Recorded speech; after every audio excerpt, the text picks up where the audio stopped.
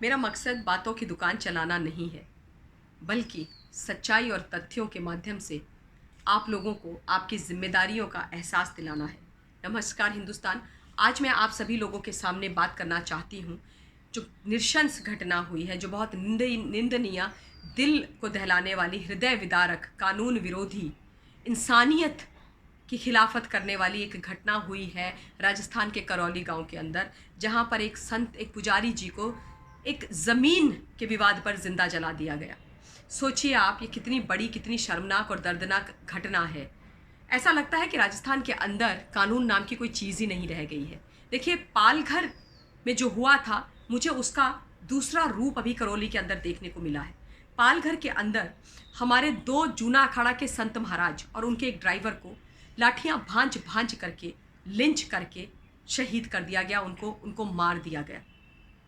और क्या बोला गया कि वो बच्चा चोर थे, बच्चा चोर समझ करके उनको मारा। पैंडमिक के टाइम पे 500 से 1000 लोग बाहर निकल करके आते हैं, जूना अखाड़ा के बुजुर्ग 70 वर्ष के संत महाराज और उनके साथी, उनके ड्राइवर को मारते हैं, और उसके बाद आप उसको जस्टिफाई करते हो। और कोई भी आरोपी, किसी को भी अभी तक किसी भी प्रकार की कोई सज़ा नहीं मिली। ये बोला गया कि नहीं नहीं, वो प्री प्लान्ड नहीं था, वो तो बस हो गया।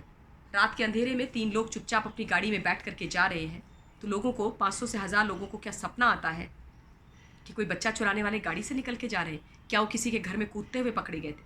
क्या वहाँ के गृह मंत्री जी के घर में कूदते हुए पकड़े गए थे? नहीं ना। वही एग्जैक्टली चीज़ अभी देखने को यहाँ मिली है। एक पुजारी जी मंदिर के, वो वीडियो आप, वो मंजर आप देख नहीं सकते हो, दिल दहल जाता है। मैंने देखा, उसके बाद मैंने उसको बंद कर दिया। वो जिस तरीके से करहा रहे थे, कितनी पीड़ा उनको हो रही होगी। आप सोचो ना, किसी व्यक्ति को जिंदा जला दिया, क्यों? क्योंकि ज़मीन का विवाद था, लैंड डिस्प्यूट में। और उसके बाद वहाँ की जो सरकार है, वहाँ के जो लोग हैं, वो कहते हैं कि उन्होंने आत्मदाह किया, पुजारी जी ने आत्मदाह किया क्योंकि वो परेशान हो गए थे। कितना गिरोगे राजनीति में? किस स्तर की राजनीति तुम लोग खेलोगे भाई? कहाँ तक नीचे गिरोगे? कितनी खून की होली, कितने कितने लोगों का बलिदान करोगे? आप सोचो, वहां पर बोला गया बच्चा चोर, यहाँ पे बोला जाता है कि उन्होंने खुद से ये कृत्य किया है। यानी कि कांग्रेस शासित जितने भी राज्य हैं, वहां पे अंधेर नगरी चौपट राजा है, कानून का हनन हो रहा है, न्यायपालिका, न्याय पर क्या कहते हैं, न्याय प्रक्रिया को खत्म कर दिया जा रहा है, केवल और केवल साम दाम दंड भेद करके राजनीति की जा रही। कहाँ है अशोक गहलोत जी? लोग पुकार रहे हैं उनको, उन्होंने अपने कानों में रुई डाल करके, तेल डाल करके वो घर में बैठ गए, जनता के पास नहीं जाते।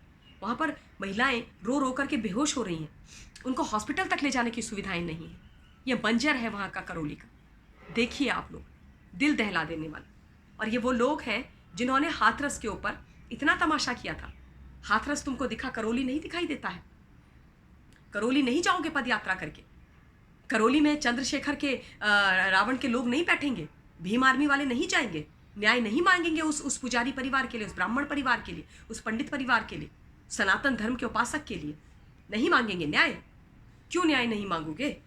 क्योंकि तुम्हारे को वहाँ पर तुम्हारी सरकार है, वहाँ पर राजनीति नहीं करनी है, यूपी को अस्थिर करना था, हाथरस को जलाना था, इसलिए वहाँ पर बाकायदा पूरी प्लानिंग की गई तुम्हारे दलित नेता के द्वारा। सड़कों पर आप पैदल निकल गए, आपने एक बच्ची जिसके साथ कोई दुराचार नहीं हुआ, उस पर इतना बड़ा इल्ज़ाम लगाया अपनी राजनीति के लिए, उसकी ज़िंदगी और उसकी मौत दोनों को शर्मसार कर दिया। और उसके बाद उसके जीवन मरण दोनों पर प्रश्न चिन्ह लगा करके आप लोगों ने झूठ का बखेड़ा खड़ा करके आप वहां जाते हैं, तमाशा करते हैं, घिनौनी राजनीति करते हैं। जो ब्लूप्रिंट आपका सामने आया वो भयावह होता है। क्यों? क्योंकि 22 में चुनाव लड़वाने हैं, 22 के चुनाव दिखाई दे रहे हैं, क्योंकि वहां पे सरकार नहीं है। कितनी शर्म की बात है ये। क्या स्तर है आप लोगों की राजनीति का? इसे आप लोग ऑपोजिशन कहते हो।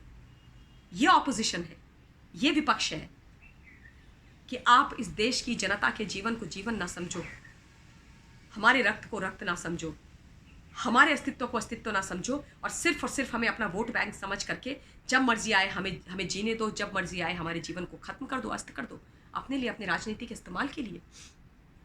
यही तो आप करते आए हो 84 के दंगों से। यही तो एग्जैक्टली आपने किया है 84 के दंगों से। कहाँ है प्रियंका वाड्रा और राहुल गांधी? क्यों नहीं कूच कर गए वो राजस्थान की तरफ, करौली की तरफ? क्यों चुप बैठ गए? बिहार चले गए हो? क्यों बिहार क्यों चले गए हो? ये दिखा नहीं किस तरीके का पुजारी जी के साथ क्या हुआ है? क्या निर्मम नृशंस तरीके से उनको मारा गया है? दिखता नहीं है।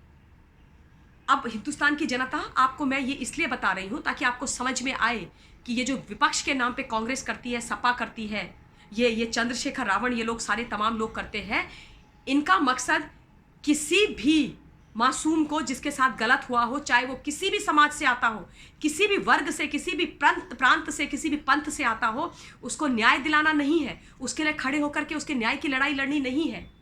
इनके लिए सिर्फ और सिर्फ राजनीति का माध्यम है। अपनी राजनीति करना, अपनी राजनीतिक रोटियां सेकना, अपनी राजनीति की नाव को तैराना, ये इनका गंदा सच है। और इसलिए मैंने पालघर, करौली और उसके बाद हाथरस, इन तीनों केस को आपके सामने रखा है। और दिल्ली शाहीन बाग को भी आप मत भूलिएगा। शाहीन बाग में यही लोग मास्टरमाइंड थे। और ये जहां पर भी अस्थिरता फैलानी होती है अपने राजनीतिक पॉलिटिकल गेन के लिए, ये लोग ये सब करते हैं। प्लीज इनको समझिए आप लोग और बेनकाब कीजिए। मैं पुजारी जी की आत्मा की शांति के लिए ईश्वर से प्रार्थना करती हूँ और इन लोगों को ये बताना चाहती हूँ, सो कॉल्ड विपक्षियों को, हिंदुस्तान का जो सनातनी है, सच्चा भारतीय है, वो तुम लोगों को अच्छी तरह से पहचानता है। और मैं आपसे वादा कर रही हूँ, मैं अपना टाइम, एफर्ट, एनर्जी सब लगाऊंगी, लेकिन गलत लोगों को, झूठे लोगों को बेनकाब करके रहूंगी। धन्यवाद। जय हिंद, जय भारत।